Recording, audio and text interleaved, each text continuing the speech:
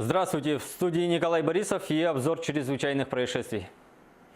Мужчина бросился разнимать драку и получил удар ножом. Дежурный врач приемного покоя Мирнинской больницы сообщил полицейским о том, что к ним обратился 30-летний мужчина с ножевым ранением. В ходе оперативно-розыскных мероприятий сотрудниками полиции был установлен подозреваемый в причинении тяжкого вреда здоровью. Им оказался 19-летний местный житель. Инцидент произошел в одном из частных домов Мирного, где компания молодых людей распивала алкогольные напитки. В ходе застолья между подозреваемым и одним из мужчин возник конфликт, который перерос в драку.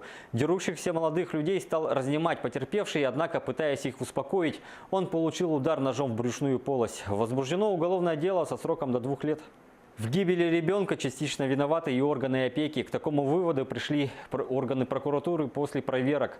Речь идет о резонансном убийстве матерью плоскогубцами. Ранее женщина была лишена родительских прав на старшего сына. Позднее она родила дочь, которая содержалась в социальных учреждениях и часто оставалась под присмотром посторонних. Прокуратура настаивает, что должностные лица отдела опеки не приняли каких-либо мер по защите ребенка. Факты неисполнения обязанностей установлены и в отношении инспекторов ПДН и социально-реабилитационного центра для несовершеннолетних. Далее проверкой займется Следственный комитет, а сотрудникам по делам несовершеннолетних грозит уголовное наказание. У наших друзей из криминальной Якутии появилось видео с перевертышем в Ленске с участием полицейского автомобиля.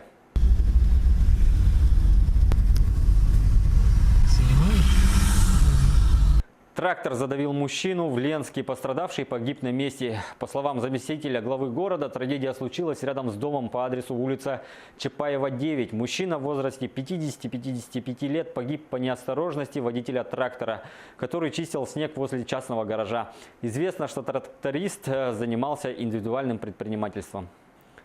50-летний житель столицы республики обратился с заявлением о краже в дежурную часть полиции. Заявитель сообщил, что неизвестный в помещении одного из магазинов похитил у него кошелек с денежными средствами в размере 6200 рублей. Мужчина поставил сумку с кошельком на прилавок магазина. В это время 29-летний молодой человек, думающий, что его не видно, похитил кошелек. Однако кражу зафиксировала видеокамера наблюдения. Похищенные деньги злоумышленник потратил на собственные нужды. Обналичить деньги с банковской карты ему так и не удалось, так как потерпевший вовремя их заблокировал. Кстати, за хищение с банковского счета или воровство электронных денег теперь можно будет получить до 6 лет лишения свободы. Законопроект об этом принят во втором чтении. Теперь кража с банковских карт квалифицируется как мошенничество. По словам главы Комитета Госдумы по финансовому рынку Анатолия Аксакова, сейчас многие злоумышленники списывают деньги со счетов небольшими суммами. За это грозит административное наказание, но общая сумма хищения может быть солидной. В связи с этим депутаты решили ужесточить наказание и сделать его уголовным. Отмечу, что за прошлый год со счетов граждан таким способом украли 2 миллиарда рублей. В каждом фейковой новости стараются получить или финансовую, или политическую выгоду. Поэтому здесь актуальным становится именно уровень информационной компетентности самого человека. Да? Есть такое понятие, как свойство информации, достоверность. Любое событие, может быть это радостно, может трагично. Здесь это как бы лакомый кусочек именно для таких новостей.